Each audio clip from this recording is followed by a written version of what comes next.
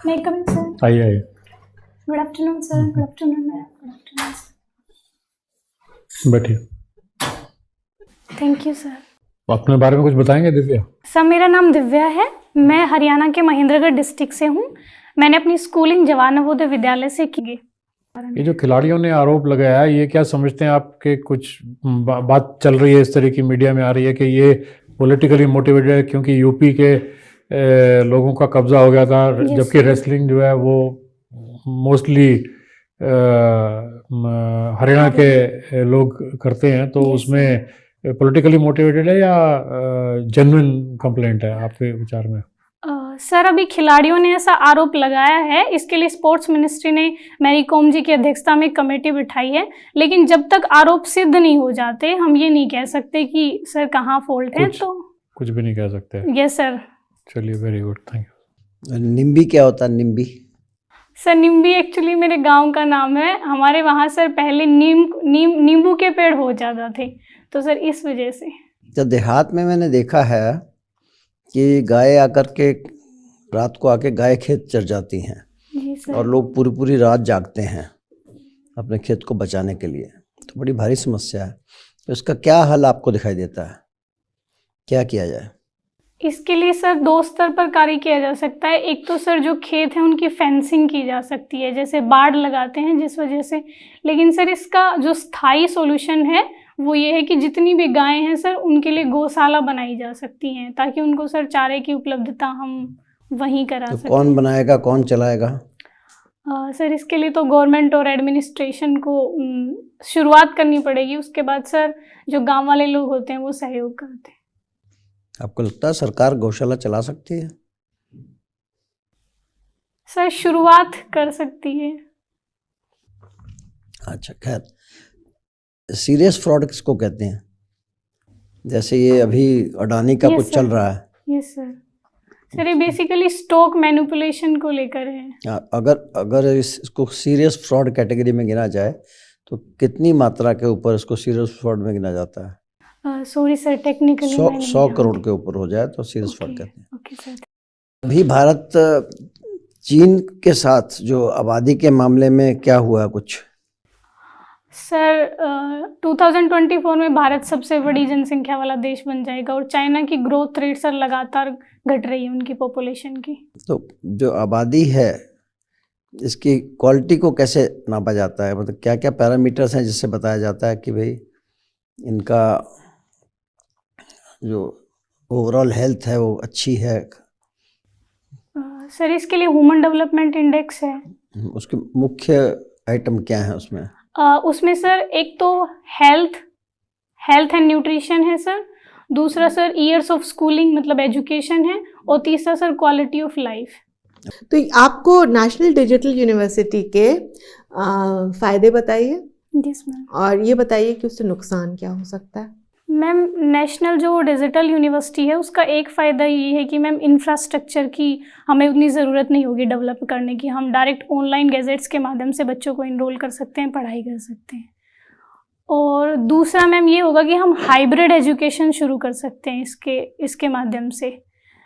लेकिन मैम इसका नुकसान ये होगा कि हमारे भारत में डिजिटल डिवाइड बहुत ज़्यादा है, तो ma'am rural background, urban background और महिलाओं और पुरुषों के बीच का जो डिजिटल डिवाइड है वो पहले हमें कम करना होगा, ताकि सब तक। तो वो तो शॉर्ट कमिंग है ये गोल को अचीव करने के लिए कि हम रिमोट से रिमोट जगह तक पहुंच पाएँ उसमें, और हर भारत की पूरी जनसंख्या तक इसका फैलाव हो सके, उसके शॉर्ट कमिंग है।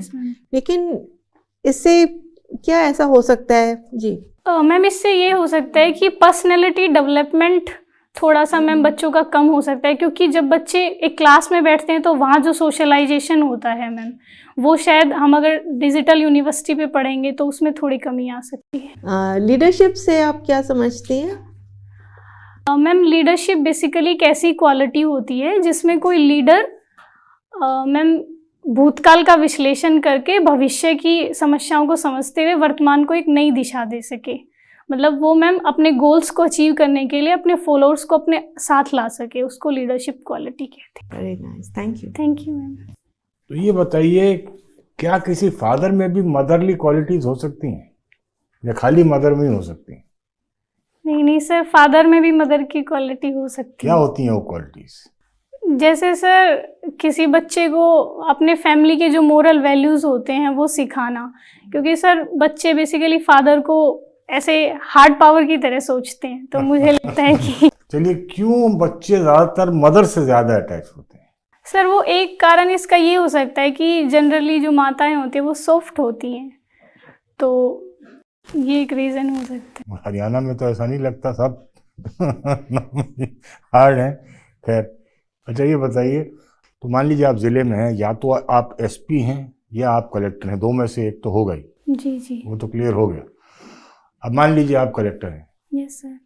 और एसपी जो भी साहब हैं वो आपकी बात बिल्कुल सुनने को राजी नहीं है, क्या करें?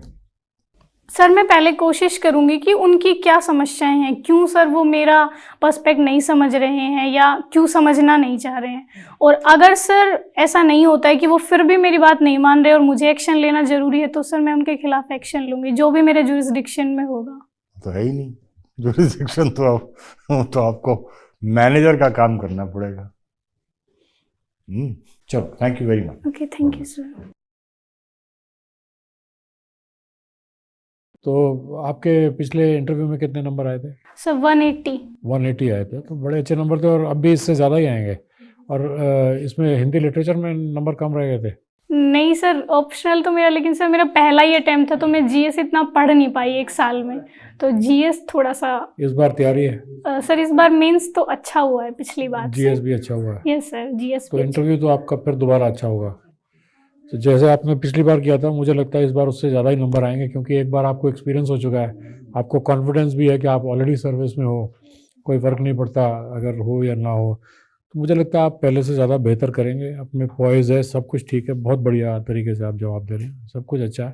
थोड़ा ब्रशअप कर लीजिए अपना जीएस और सब्जेक्ट के बारे में। मैम मेरे कॉन्फिडेंस कम तो नहीं नहीं, लगा। नहीं, कॉन्फिडेंस की कमी नहीं है आप में, सब बढ़िया। ठीक है। प्रवोक Okay. नहीं होना, Okay, इम्पेशेंस नहीं लूज करनी है, चाहे 4 बार वो चीज, दिमाग ठंडा रखना है, ठीक है। दिमाग ठंडा रखो, क्योंकि वहां कई बार जाकर हम लोग ना, यस स्पेशली लेडीज, और बाकी जब आप उत्तर देते हो तो जिसको उत्तर दे रहे हो उसके अलावा भी सब पे थोड़ा सा देख लिया करो। हाथ भी बांधने की जरूरत नहीं है, okay you have nothing to lose now. Yes sir. आपकी तनख्वाह सब कुछ फिक्स हो गई है, तो ठीक है, थोड़ा जोश डालो, थोड़ा जी। जैसे अब आप मुस्कुरा रहे हो ऐसा रिस्पॉन्स डालो, ओके ठीक है। All the best. Okay, thank you sir. All the best.